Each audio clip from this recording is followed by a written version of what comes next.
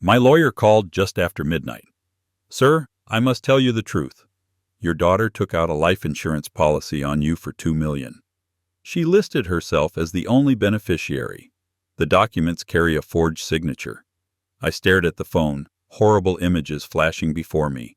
My death had just become profitable for her. "My name is Edward Keene. I am 71 years old, a grandfather twice over, and I have lived long enough to recognize when love has curdled into appetite. It took me years to admit that lesson to myself, and one midnight phone call to believe it completely. By the time I set the receiver back in its cradle, I already knew what I had tried not to see for months. My daughter wanted me dead. I live in the same cedar-sided house where my wife and I raised Melissa, and where the walls still give off the faintest echo of her perfume on warm afternoons. I polish the banister she touched 1,000 times, tend the roses she planted along the back fence, and keep the workshop in the garage swept for no one but me. My hands remember how to fix what breaks. I install my own smoke alarms, test my carbon monoxide detector, and keep spare fuses in a labeled tin. I am not a paranoid man. I am a careful one. Careful men survive winters, faulty wiring, and grief. I believed, perhaps foolishly, that careful men also survive their families. Before we continue, please subscribe to the channel and write in the comments what time it is where you are now. I was not always an easy father, but I tried to be a good one. Melissa arrived late in our marriage, and I was already a man of routines by then. Early coffee, late paperwork, weekend errands folded tight as a map. Harold, my oldest friend and my lawyer, loosened me. He taught Melissa to pitch a softball on the green between our houses and made a habit of leaving us both grinning and grass-stained. When Lily and Robbie came along, our back steps turned into a small stadium for after-practice sandwiches, anecdotes, and promises. If I am honest, that is the season I have been trying to keep alive long after it ended. But time has a way of exposing what we ignore. The small loans that never came back. The Thanksgiving apologies that sounded practiced. Cameron's compliments that always veered toward, "let me handle that," with his hand already in my toolbox or in my accounts. I told myself it was respect for an older man's limits. I told myself it was the price of having my granddaughter's drawings on my fridge and my grandson's Lego castles under my coffee table. I told myself so many things that, in the end, I did not hear the soft scrape of appetite sharpening its teeth. I am a widower who still mows his own lawn and keeps his will updated, a man with a repaired heart and a stubborn streak, the sort who chooses practical shoes and reads instruction manuals cover to cover. I have always believed that if you do right by people, they will at least try to do right by you. That belief is a warm coat in a cold world, and it is also an easy place to hide from the truth. The night Harold called me, I stood in my hallway with the lemon oil still on my hands and understood that I had been generous where I should have been vigilant. I was not done living, and I refused to be finished on someone else's schedule. Hearing Harold say it, Harold, who held my shoulder steady at my wife's funeral and who taught my Lily to pitch a softball, ripped the last veil from my eyes. The call lit the dark like a struck match. He did not clear his throat or ease me toward the cliff. "Edward," he said, voice low and careful, "I must tell you the truth. There is a life insurance application on you for $2 million. Melissa listed herself as the only beneficiary. The signature is not yours." The grandfather clock in the hallway finished a single chime and left me in the soft hum of the line. My breath caught somewhere that hurt. "Breathe," he said. "We are going to handle this." I could hear him moving papers, the dry whisper of pages like distant rain. An underwriter I know pushed it to me. "The dates do not match your appointments. The notary stamp is wrong. Someone is pretending to be you on the medical release. We will lock this down." "Melissa would never," I said. The words came out without permission, like muscle memory of a better world. Even as I said them, my mind began laying out the ledger I had refused to read. Melissa had already turned my house into a place I visited by permission. Her husband, Cameron, turned respect into a performance measured by how often I opened my wallet. The little lies that I called misunderstandings, the checks I called temporary help, the way my garage door code lived on too many lips. "Edward," Harold said gently, "do not decide tonight what you will forgive tomorrow. Decide to be safe. Do not get in your car. Do not go downstairs to fiddle with anything. I am coming in the morning." He paused, letting his words settle. "And do not call her. Not yet. Let me do the calling." I stared at the black window and saw myself reflected, small in my own house.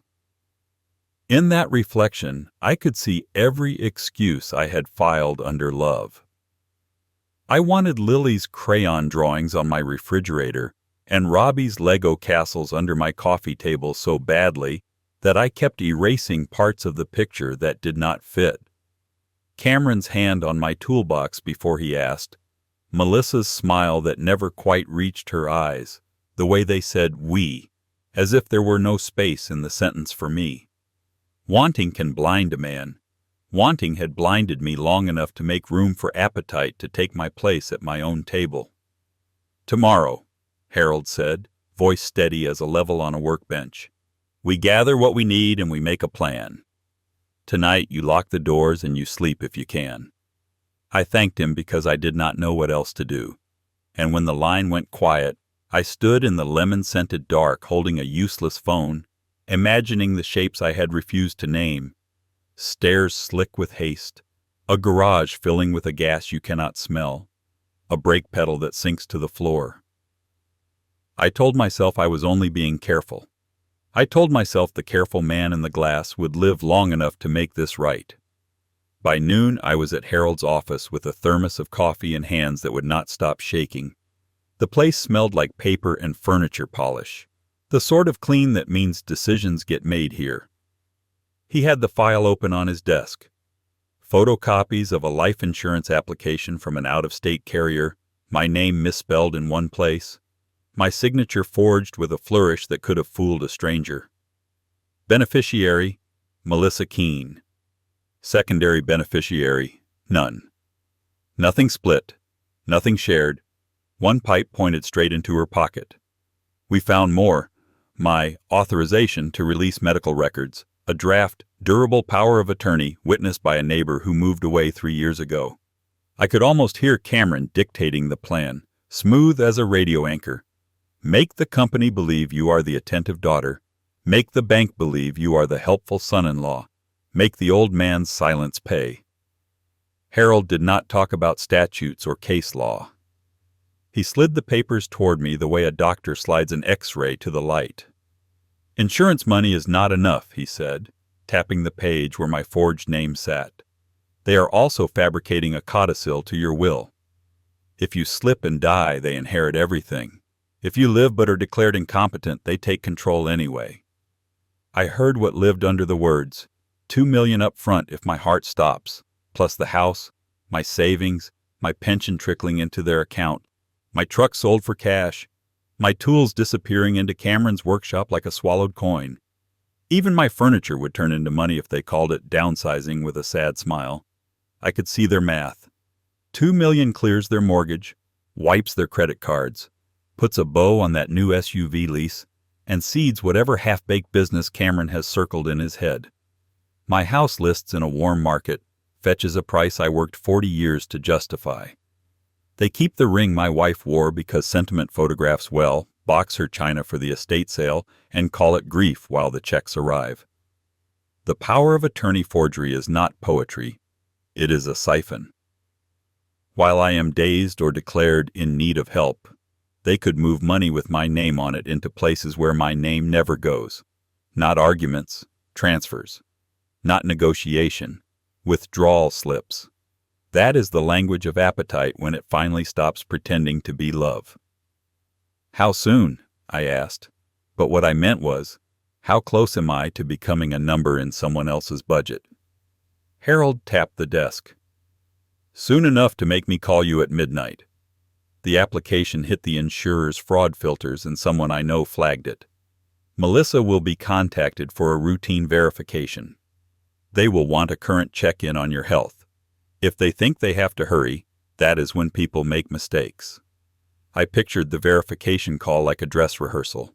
Melissa performing concern, Cameron feeding her lines, both of them glancing at the calendar as if my life were a coupon about to expire.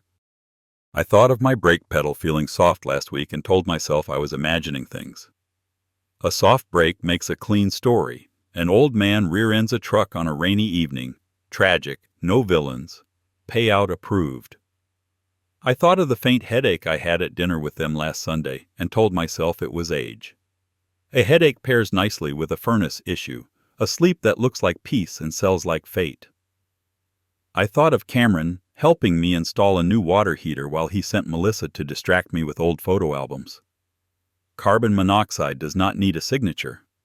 I could hear their urgency in every detail I had ignored, the way they needed money to be money now. I sat there while Harold's pen made small notes in the margin, and I understood the shape of their hunger. They were not trying to win an argument or teach an old man a lesson. They were trying to turn my breath into cash. People like to say money changes everything. It does not. It simply puts a price tag where the heart should be.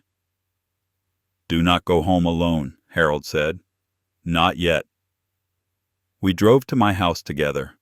The place smelled like the faint ghost of my wife's perfume that I swear the walls still exhale on warm afternoons. Harold knelt by the garage door and pointed to a glittering crescent on the concrete. "That is brake fluid," he said quietly. I sat down on the single step. My hands would not steady. I have fixed enough cars to know the difference between wear and sabotage. Harold called a mechanic he trusted.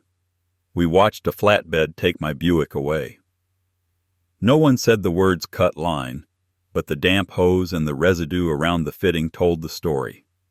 Harold took photographs with his phone, time-stamped, and sealed the soaked rag in a plastic bag. Inside, I noticed a chair pushed a few inches off and the step stool not where I leave it. Small but wrong. We checked the carbon monoxide detector. Fresh batteries, old sensor. The serial number did not match my record. Someone had swapped the unit. In the basement, the flue collar on the water heater was off-kilter, enough to vent exhaust into the room if left that way. Not an accident. Not a mistake. Harold took more photos and called a detective in the city's financial crimes division. While he spoke, I looked at the crooked flue and thought about the night Cameron helped me install the heater, while Melissa brought down photo albums to keep me upstairs. The timing had not been friendly. It had been planned. They knew my habits and used them. "You sure you want to do this?" the detective asked when we met him in the driveway. "Your daughter is about to make choices she cannot unmake." "She already made them," I said. "I am only going to help her be honest about it." I meant it. I was angry, but more than that, I was clear. If we did nothing, my life turned into a payout and my house into a sale listing. I pictured Lily's drawings on my fridge and Robbie's blocks under the table and understood what all of that would be traded for. This is my home. They do not get to decide how long I live or how I leave it. The detective left, and Harold and I sat at my kitchen table and made a simple plan. He called the insurer's investigator and the mechanic.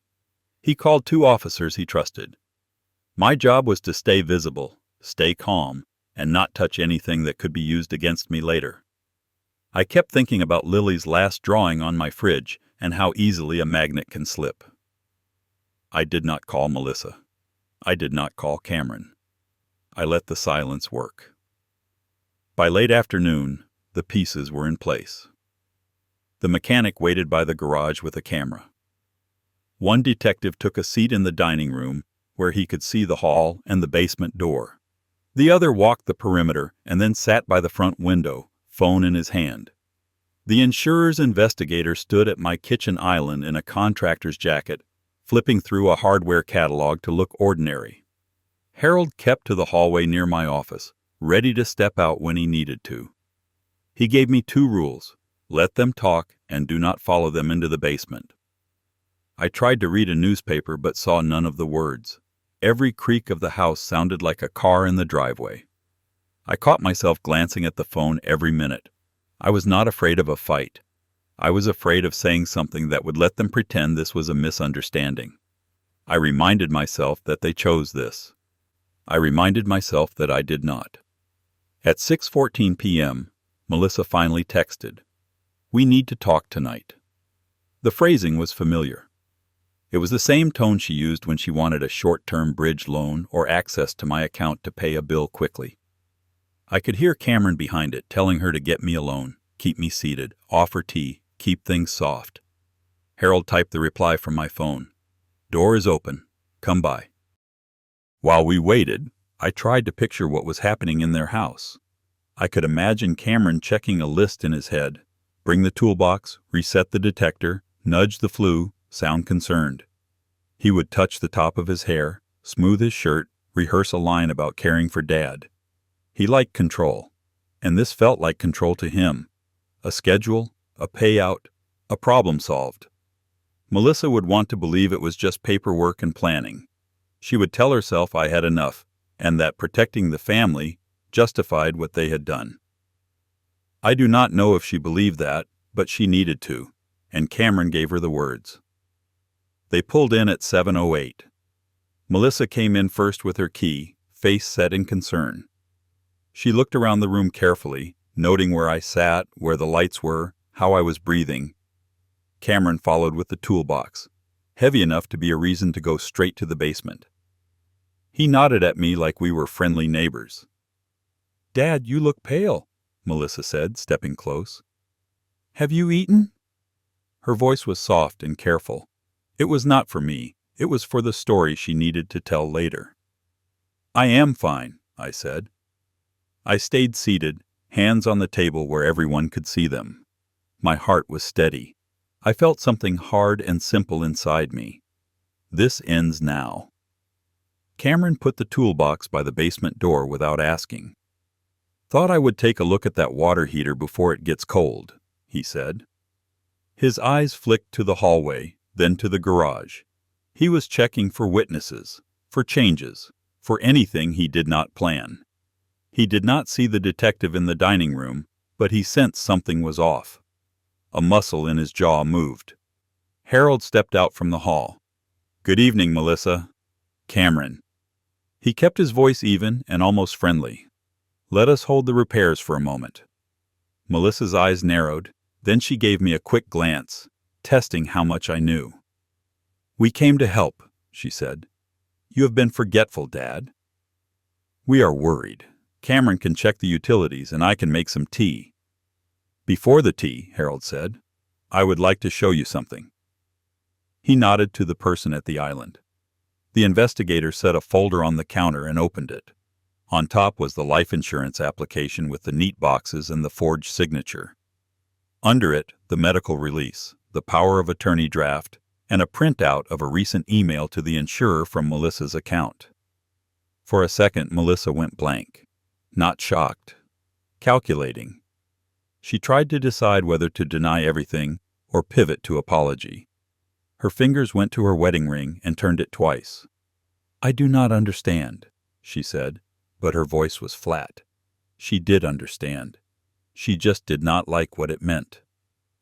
Cameron took a step toward the toolbox and stopped when the detective in the dining room stood. He switched tactics. "This is being blown out of proportion," he said. "Edward is 71. He has heart issues. We were trying to put protections in place. The brakes, old car, old lines. The heater, these old flues slip. We were helping. You were not," I said. I kept my voice low. "You were turning me into a number." His eyes went tight. He looked at Melissa, and I saw his look say, "Stay on script." Melissa swallowed. "Dad, you were getting confused. We needed access to pay bills if you could not. The policy, it is standard. People our age do this for their parents.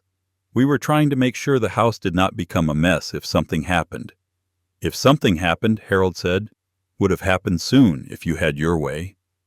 He nodded to the garage where the mechanic waited and to the basement door where the flue sat crooked. He did not lecture. He only put the facts where they belonged. Melissa's eyes filled. but she was still working angles. "We can fix this," she said quickly. "We can call the company, cancel it, throw out the forms." "Dad, please do not make this bigger than it is." She was bargaining. She wanted a reset button. She wanted time. Cameron's face changed when he realized there was no time. The charm dropped. What showed was irritation and a kind of cold focus. He looked at Harold like he was the obstacle, and then at me like I was the product slipping off the shelf. "You are making a mistake," he said, "bringing outsiders into family matters." "This is not a family matter," I said. "This is my life." Saying it out loud steadied me in a way I did not expect. The detective stepped closer to the toolbox and opened it. Inside, on top, were a new carbon monoxide detector still in the box, a small wrench, and a roll of duct tape. On the side sat a folded printout, directions for my model of water heater, and a YouTube still with my basement in the background. Cameron said nothing. Melissa closed her eyes. I looked at my daughter and waited to feel the urge to step in, to cover for her, to say we would handle this at home. It did not come. What came was a clean knowledge of who we each were in that room. She wanted this to end without consequences. He wanted it to end with a check. I wanted it to end with me alive. The officers did their jobs. There was no shouting, no struggle. When Melissa asked me to say something on her behalf, I did not. I had said enough. As they were led out, Cameron kept his eyes on Harold. Melissa kept hers on the floor. After the door closed, the house went quiet again. Harold put a hand on my shoulder and left it there. I felt tired, but not weak. I thought about calling Lily's aunt to make sure the kids were settled for the night and decided I would do it in the morning. Tonight I wanted to sit in my own kitchen, drink a glass of water, and be certain that the danger was out of my home. That was my moment of clarity. I wanted to forgive my daughter, but after I learned she'd planned to kill me, I wouldn't stop seeking justice until it was served. If only I knew what was there to come. On paper, it should have been simple. We had photographs with timestamps, a mechanic's report on the brakes, the swapped detector in a plastic bag, and copies of forged forms with names and dates that did not hold up under a 10-second check. Harold said, quietly confident, that the first hearing would set the tone and the rest would follow. It did not. The first date slipped because the calendar was full. The second was reset due to a clerical error. When we finally sat on the hard bench outside the courtroom, the prosecutor assigned to the file was out sick, and a substitute who had not read the folder asked for a continuance. The plainclothes detective who had stood in my dining room frowned at his phone like the screen had turned to static. Harold kept his voice calm, but his jaw worked the way it does when he is forcing down words that will not help. Cameron and Melissa arrived with a lawyer I had never seen, sharp suit, new briefcase, 3 business cards handed out in under a minute. Cameron had a watch on his wrist I had not seen before. Melissa's nails were done in a way that says someone else is doing well. They stood a few feet away and stopped looking like a couple in trouble. They looked like people who expected to be inconvenienced, not punished. Cameron made 2 calls in the hallway and used the phrase "we are covered" both times. Bail was set low enough to surprise me. They were out before lunch. The next week, the insurer's investigator who had opened the folder on my kitchen island stopped returning calls. His manager sent an email full of polite sentences that did not mean anything. "We appreciate your patience" became a refrain. Harold reminded me to write everything down and to sleep at home. I slept, but light, the sort of sleep that breaks at every pipe sound. The file moved, but not in a straight line. Papers went missing and came back with a new staple hole. A form needed to be rescanned. The mechanic's report had to be redone to meet format. The detective who had helped us got reassigned to a different district and a new one took his place, eager but green. I watched time stretch. I watched the edges of solid things blur. Harold said, "We will keep pushing." And I believed him, but I also felt something else. Someone was greasing the path in the other direction. I started to notice faces. A clerk who would not meet my eye when she said our file was not in the stack. A bailiff who nodded to Cameron's lawyer like they shared a gym. A charity flyer on a bulletin board with a familiar last name on the sponsor line. Cameron's cousin, the one who always knew people. None of it proved anything. All of it smelled like money being used as a tool. Melissa tried to speak to me twice in the hallway. The first time she wanted me to stop letting strangers handle family issues. She kept her voice low and urgent, as if we could roll everything back with one fatherly nod. The second time, she shifted tactics and asked about Lily and Robbie. She said they missed me. Then she said, too quickly, that court was confusing and unfair, that everyone was piling on, that it was not what it looks like. I listened. I did not answer. I could see the fear under her words and the calculation beside it, taking turns steering. Cameron did not speak to me. He spoke into his phone, into his lawyer's ear, into Harold's space without stepping closer. He was busy. He always had somewhere to be. He had the air of a man who had traded apology for a plan B and maybe a plan C. Once, as we passed each other, he smiled the way people smile in photos when they do not feel anything. I thought about the toolbox by my basement door and decided that smile was for the camera in his head, the one that edits out consequences. At home, I kept my routines and added new ones. I checked the locks twice. I took the long way to the store. I kept a list of calls and dates and who said what. Harold came by every 2 or 3 days with coffee and a legal pad in the same steady tone. This is not normal, but we are not backing off. He was careful not to say open and shut anymore.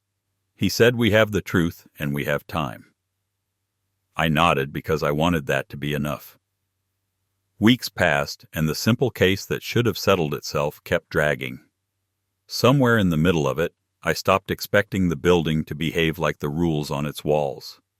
I adjusted. I let the slowness harden me without turning me bitter. If money was keeping the wheels from turning, then I would be the weight that made them turn anyway. I called the detective. I called the mechanic. I called the insurer's manager and asked, every Tuesday, for an update. I visited Lily and Robbie at their aunt's house and told them I loved them. I wrote it all down. I did not know yet what was happening behind the desk doors, only that something was. But I knew this much. They had spent time and money to try to turn my life into a payout. Now they were spending more to turn facts into fog. I had outlived fog before. I intended to do it again. Rosa Delgado met us at Harold's office just after lunch. Plain blazer, short questions, a compact camera on a lanyard. "Ride with me," she said. "You will see what I see." Harold took the front seat. I sat behind her with a notepad I did not end up needing. First stop was a coffee shop near the courthouse. We parked facing the window. Cameron walked in, sat with a clerk I recognized from the hallway, and slid a thick envelope under a menu. Rosa took 3 photos, quick and steady. "That is not coffee money," she said. We tailed him 2 blocks to a bank. He went in empty-handed and came out with 2 flat envelopes. No guesses required. Rosa photographed the time and the branch sign, then wrote 1 clean line in her notebook. Cash out after handoff. Melissa's phone pinged on Rosa's screen. Open social media, public setting. We moved to the courthouse alley. Within 10 minutes, Melissa used a side door marked staff. She stayed 10 minutes, came out with an empty tote, and drove off. Rosa logged the door, the time, and the security camera that watched the alley. "Access and timing," she said. "They are buying both." We crossed the street to a quiet bar where courthouse people cooled down. Rosa ordered soda, tipped heavy, and asked the bartender if Tuesdays were always this busy. He rolled his eyes and said, "Not since the calendar started getting handled." Rosa left a card. No pushing. We were out in 2 minutes. Back in the car, Rosa stitched the day together aloud so we could feel it. Envelope to clerk, bank withdrawal, side door visit, Easy chatter at a bar where everyone knows schedules. Nothing fancy. Just money clearing a path. Day 2. We repeated the loop, tighter. Another coffee, different time, same clerk. Melissa picked up a new carbon monoxide detector at a supply store and met Cameron in a parking lot behind the courthouse. 2 photos, 1 line. They still think the house is part of the plan. We stopped by their street on trash night. Rosa lifted a single note from the top of a bin. First names, a weekday, and calendar scrawled beside it. She photographed it and put it back. That evening we spread everything on Harold's conference table. 10 photos, a short timeline, names, places, times. No speeches. Page 1 said it all. Handoff, cash, side door access, court delay. This buys time for a payout, Harold said. I heard my own breath even out. We took it straight to the detective's captain. Rosa spoke for 2 minutes, slid the page and the photos over and stopped talking. The captain read, looked at the side door photo twice, and made 2 calls from his desk. Reassign the file, he said. Today. By late afternoon, a new prosecutor from out of district called Harold and gave us a date and a list. Bring the mechanic, bring the photos, bring the detector. The insurer's manager finally picked up and scheduled a fraud review for the same week. Rosa backed everything up and handed me a clean copy of the timeline. If anyone fogs you, she said, show this. That night I slept more than I had in weeks. Not because it was over, but because we had walked the city and watched the truth move in daylight. They were spending money to slow the clock. We had enough to wind it forward again. The next morning also felt different. I woke before the alarm and did not flinch at the house settling. I made coffee, opened the back door, and let cool air in. The checklist in my head was simple and mine.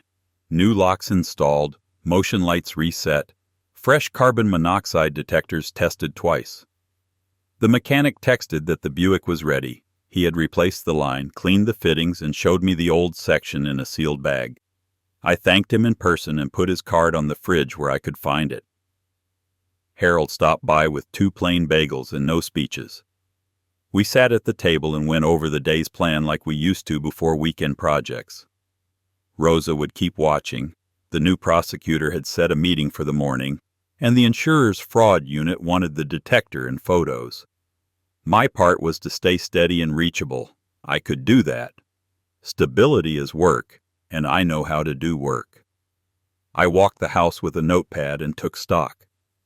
I moved the step stool back to its corner. I tightened the loose hinge on the pantry door. I boxed up a few of Cameron's helpful leftovers in my garage and labeled them for evidence, then shut the cabinet and locked it. When I was done, the place looked like it always should have looked.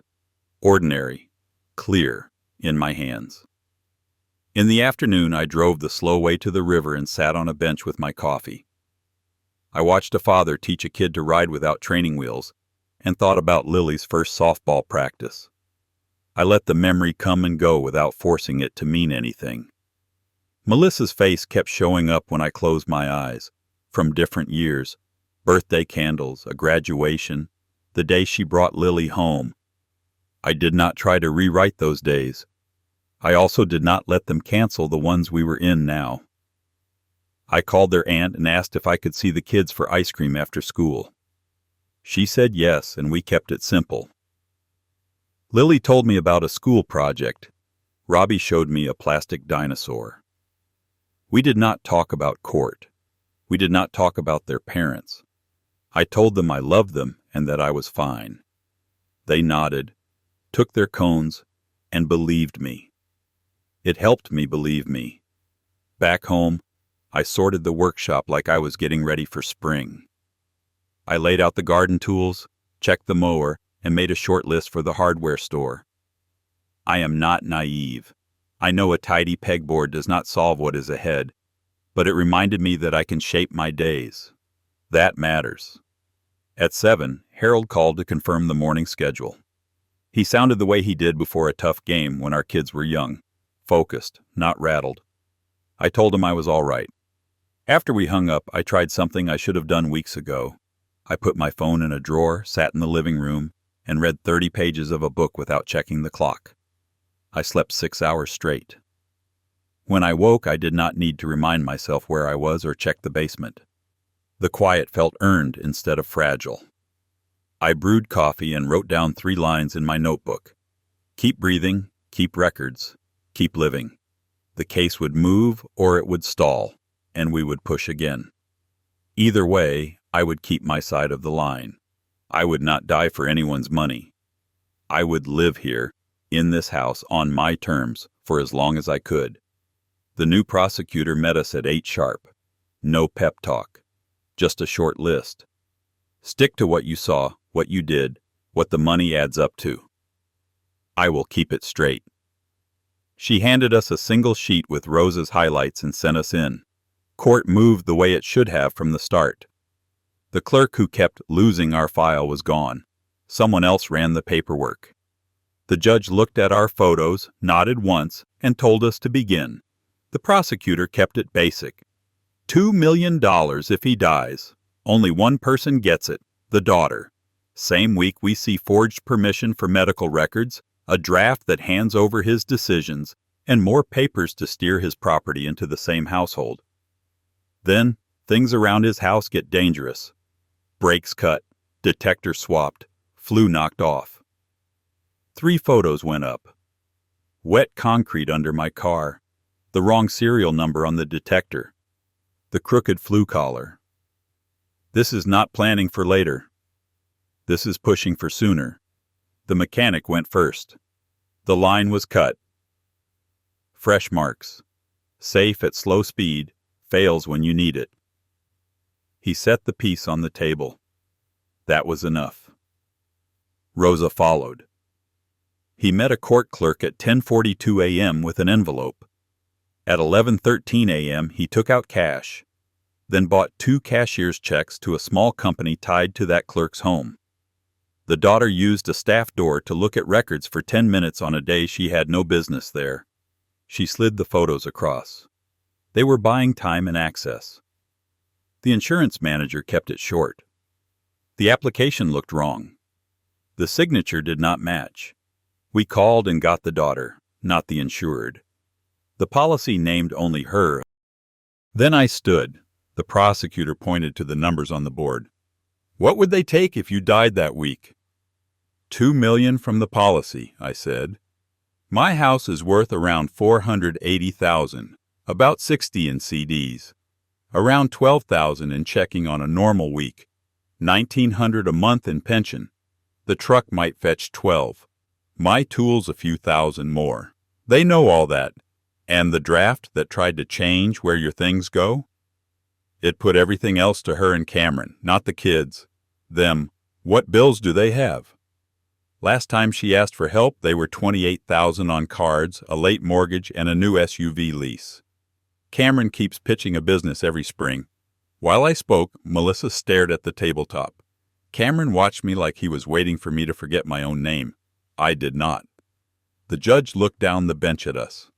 Why swap the detector? He asked. Rosa answered. Old sensor reads slow. If the basement fills up overnight, it will not scream when it should. I turned to Melissa. You knew the house. You knew the noise my heater makes when it kicks on. You knew I checked that detector on the first Sunday of the month. She finally looked at me. We were scared, she said. You are 71. We wanted to be ready. Ready for what? I asked. A payout? Her mouth opened, then closed. Cameron jumped in. He forgets things, he said to the judge, but his eyes stayed on me. He leaves burners on. He mixes up pills. We stepped in. I took a breath. I installed that water heater myself. I labeled every breaker in that box. I keep a notebook by the stove that I check off, morning and night. I forget nothing about staying alive. Cameron leaned forward. If you are so sharp, he murmured. Low for me, not the room. Why did we get as far as we did? Because I loved my daughter and wanted to see my grandkids, I said just as quietly. And because I thought you two wanted me here longer, not shorter. The prosecutor did not let it drift. She held up the photo of Cameron sliding the envelope at the coffee shop. This is not elder care, she said. This is a handoff. then cash, then court delays. At the same time, brakes, detector, flew. The judge turned to Melissa and spoke in plain terms.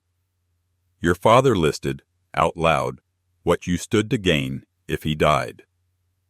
Do you disagree with any number he gave? She shook her head. And do you dispute that you named only yourself on the policy? Another small shake. Cameron's jaw worked. A policy is normal, he tried. A cut brake line is not, I said. I made myself look at him until he looked away. The judge did not grandstand. He told them to stand. You are not going home today, he said. You do not contact him. You do not contact the grandchildren. Others will look into the delays. He turned to me. You will receive the paperwork by noon. As the deputy stepped in, Melissa faced me. Dad, she said, voice thin, please, tell them I did not mean it this way. She lifted a hand like she might touch my sleeve. A deputy eased between us. You meant every step you took, I said. You picked the policy. You called the company. You came into my house. You just did not think anyone would add them up. Her face crumpled. I was scared, she said softer. We were drowning. You do not throw me in to stay afloat, I said. Not for money. Cameron stared at the board with the dates and dollar amounts like the math had betrayed him. He turned and tried one last look, cold, flat, the kind meant to scare, but it had nothing behind it anymore. This is not over, he muttered, low enough to try to keep it off the record. For me it is, I said. You will not be near me again. They started for the side door. Melissa glanced back. Tell Lily and Robbie I love them, she said. I will tell them the truth, I answered. They will be all right. In the hallway, the air felt normal. No ceremony, just space. Harold squeezed my shoulder once, the way he did when our kids were small and a game finally went our way. The prosecutor gave a short nod. Papers moving. Expect a call by noon. Rosa handed me a spare copy of page 1, folded to fit a pocket. If anyone tries to blur things, show this, she said. Names, times, amounts. Outside on the steps, I called the kids' aunt. They cannot call you, I said. No contact. You are covered. Ice cream this weekend. Saturday at 2. The place by the park. I texted her a photo of the order and waited until the red receipt came through. She said the kids were okay. I believed her. I sat on the low wall and let my hands stop shaking. Cars rolled past. People argued about parking. Ordinary noise. I was not celebrating. I was steady.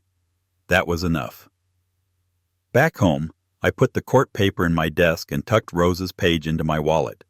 I wrote one line for myself on an index card and taped it inside the drawer. They tried to turn my life into a cash out, and today it did not work. I checked the doors, pressed the test button on the new detector, set the alarm, and laid my keys in their dish. For the first time in too long, the house sounded like itself. Footsteps, a pipe ticking, the refrigerator hum. Time passed. Melissa and Cameron stood to hear their sentences and were taken away without a pause to look back. The clerk who lost our papers resigned before charges landed. I walked out of the building with Harold and Rosa, shook their hands, and went home by the long route, past the river and the hardware store, like any other errand day. I made practical changes and left the big things alone.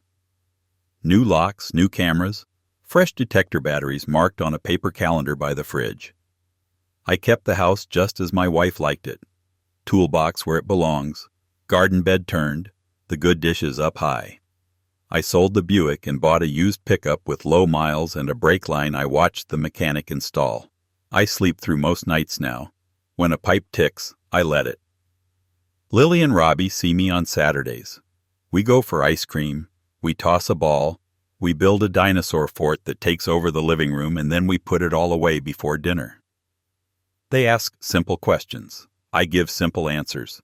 Their aunt handles the rest. I set up a fund with Harold, clear, direct, that pays for their school and nothing else. The statement arrives once a month. I open it, check the numbers, and file it. I finally did the thing I kept putting off. A bench by the river with my wife's name on a small plaque. It is plain and solid. When I sit there, I think about what almost happened and then I stop thinking about it. I count boats. I watch the ducks. I breathe. Melissa sends letters from the facility, mostly apologies circling the same ground. I read them once and put them in a box. I do not write back. I am glad to be isolated from that part of the family. It is not punishment. It is protection. She built this distance with her choices. I will keep it for my life.